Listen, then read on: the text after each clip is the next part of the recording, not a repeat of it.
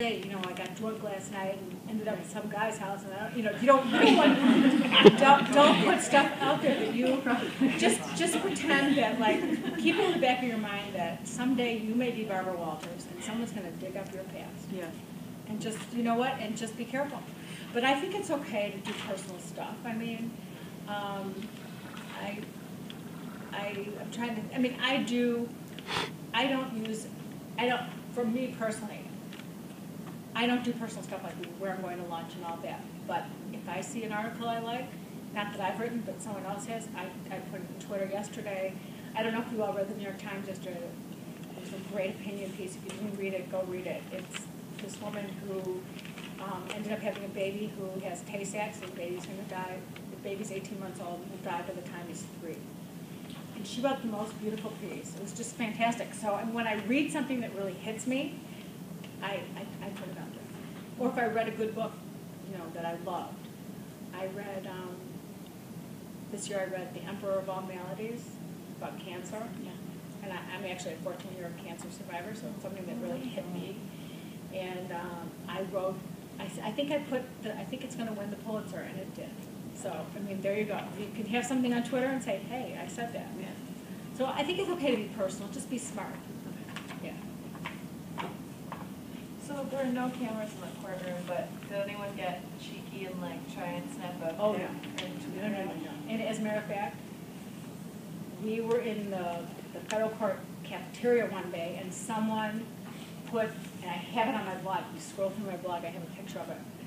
Someone put on the cafeteria chalkboard a Blago sandwich. I forgot exactly what it said. But one reporter took a picture of it. I didn't, but they sent it to me and I put it on my blog.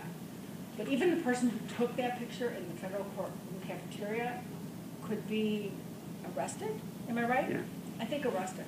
You cannot. Federal court is a real serious place to be. They tell you no cameras. There's no. We all have cameras on our phone. You do not take a picture. I mean, you could take a picture. I did take pictures of Rod Blagojevich outside, leaving the courtroom. You know, leaving the federal building, or in the press pen downstairs. There's a press area. That's fine. Other than that, you really got to play by the rules. You mentioned color earlier too. Some of that color was his walk from the courtroom out to the limo to pick him up, yeah. And you guys found all kinds of crazy stuff to tweet during that. Yeah, I mean, one day I was in the cafeteria in the courtroom, and I was in between John Berger, who just had that trial, and Rod Blagojevich. And we were in line. I wanted to get ice for my drink, and another woman said, "Oh my goodness, there's no ice." And we were going like this with our glasses. The ice machine, which every other day was broken. And I look up, and someone says, "I'll get you ice." It was Rod Blagojevich. She takes my glass, whips across the courtroom, and gets me ice and brings it to me. And it was so typical. And I did tweet about it because it's typical Rod, who really, you know, he just wants to please everybody. He wants everybody to like him. He wants everyone to be his friend. He's very charming, and he wants to schmooze with everyone. You know, it was just so all that little stuff. You got to pay attention. And outside, coming in and out every day, that was.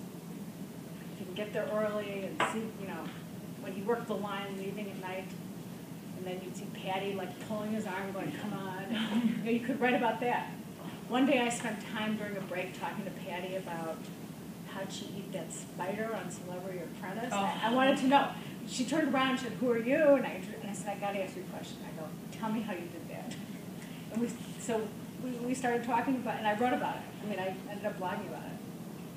And she said, "You know, there's nothing you won't do for your kids." She got money for doing that, and yeah. Speaking of the blog post, you said not to blog more than 3 times a day. Are you saying? Oh, that's different. That's blogging, not Twitter. Right, but were you referring to blog that you had? No, not to put the same blog post out. Okay. You can blog as much as you want. Okay. If you have a blog and you're updating it all the time, put it all out there. Okay. Yeah, definitely. But to put the same thing, if you get too repetitive, people are maybe going to delete you. Okay. And if you're too boring, they'll delete you.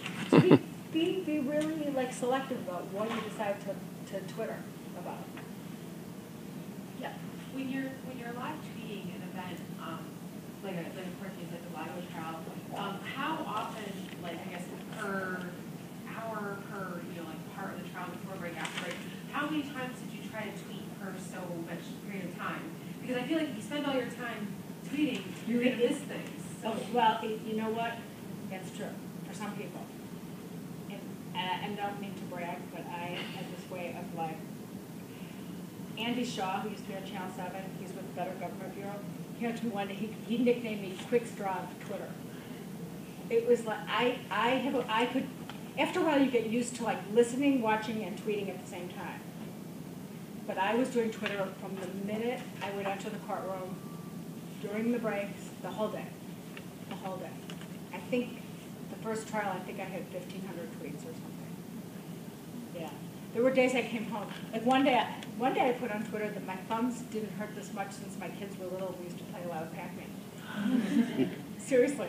It's like, because it is, but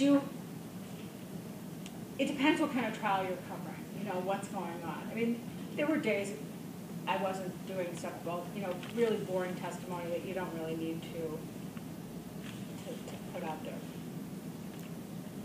Yeah. Do you have a system or a suggestion that you could make as far as, you know, when you're tweeting something exciting and you're tweeting something, even if it's breaking news or live, what have you, there's always that possibility for a typo or a misspelled word.